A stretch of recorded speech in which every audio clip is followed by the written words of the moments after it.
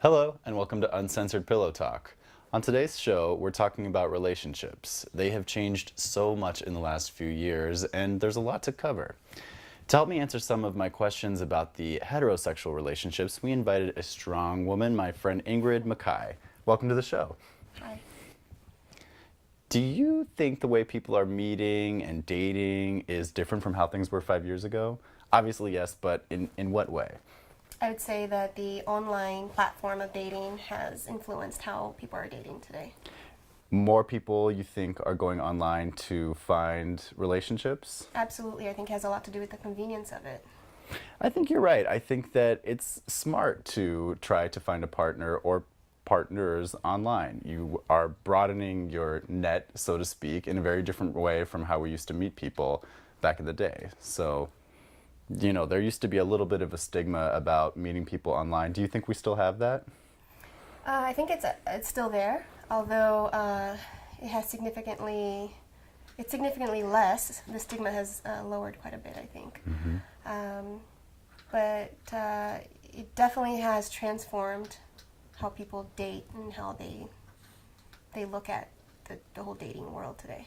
So I got some questions for you. You're gonna be like my heterosexual like guide here because it's a world that's outside of what I'm familiar with. Okay. So I'm looking to you to be the expert right now. Okay. So a lot of gay relationships are starting online and on apps. Do you think that heterosexual relationships are following suit? Yes. Yes, definitely. Okay. And I think that given the online platform of dating, I believe that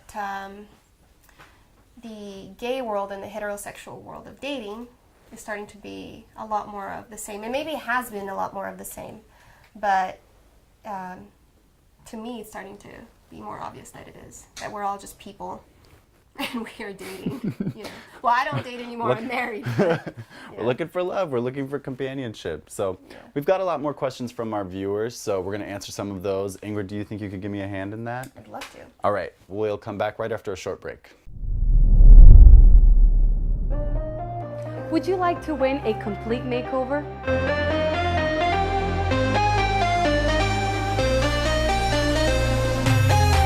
In order to participate, you must like Salon DNA San Francisco along with Attitude Show, both pages on Facebook, and share, and follow us on Instagram. So make sure to tell all your friends and family, and I will see the lucky winner soon at Salon DNA.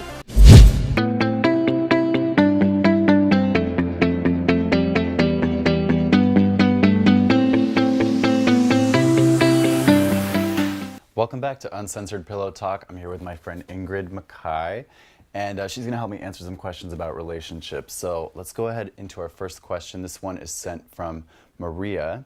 It says, I went out with a guy. It was our first date, everything was fine. We had dinner and then went to a movie. After that, he drove me back home. Before I got out of the car, he kissed me and asked if he could call me again and go out again. I said yes. I really liked him, but he never called me back. It's been 2 weeks. What should I do? Got tons of thoughts on this, but I'm gonna let you handle this one first. What do you think? What's the plan for Maria? Well, he's obviously not into her. That's obvious that we go straight into. And that doesn't feel good. Rejection doesn't feel good. But for some reason, again, I don't know if it's because online dating is exposing things and making things more obvious, but this keeps happening to a lot of my girlfriends that are single. And at the same time, the rejection doesn't feel good. I don't know, the guy's doing her a favor. I just don't know. I personally would prefer for someone just to tell me I'm not, it just doesn't work for me. But some people can't handle that. But I call it ghosting, right? Isn't that, I don't call it, I guess that's what it's called. Another expression I call it is the slow fade, which is where the kind of texts subside, the interaction subsides, and it's kind of like they're trying to give you the hint, but without actually just having the balls to say like, hey, I'm not really interested in this romantically, or I'm pursuing other people right now. I think it comes down to not wanting to hurt someone's feelings, but you're doing more damage in the long run by not being upfront. Yeah, and also I think that you have to take responsibility for yourself and realize that if actions speak louder than words, and if somebody's not returning your call, just take that for what it is, Love it. Maria, I'm sorry that happened to you.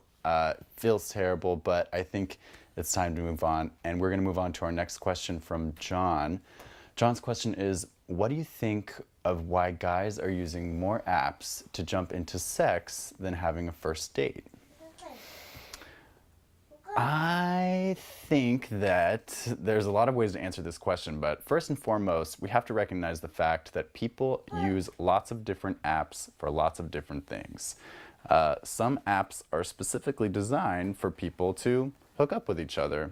Others are more geared towards dating and creating more long-term romantic relationships. So I think it's important as a user for you to figure out and then maybe even specify in your profile what you're looking for so that people know what they're getting into and how they should interact with you online. Does that make sense? It makes total sense. I think it brings us to the point of expectation. Everything's about expectation. When you have expectations, you are definitely going to have some type of disappointment. And I also would like to point out that even though you may put that on your profile, that you're still going to get requests to hook up, and it's very important to just ignore it. Delete it immediately. Don't put any energy into Right, it. because if they're not reading from the get-go, you know, that's a pretty telltale sign that you may not be listened to later on in the relationship if they're not paying attention to those really important details like what you're saying right up front in your profile, which is, this is what I'm interested in, this is what I'm looking for. Yeah, absolutely. And again, I feel like when you make a profile, you should have your expectations clear and act accordingly, you know. Another thing I want to say about apps is that, you know, getting sex immediately using apps nowadays is as easy as ordering Chinese food. And I think it's amazing that we live in a world where that can happen. But once again, it just really comes down to knowing what kind of relationships you want to create and how to make that happen. So thank you so much for joining us today. It was great to have Ingrid here with us, helping us out, answering some great questions. Remember, you can always send your questions, thoughts, and emails to upt@newsupnow.com. And please join us next time. Thanks so much.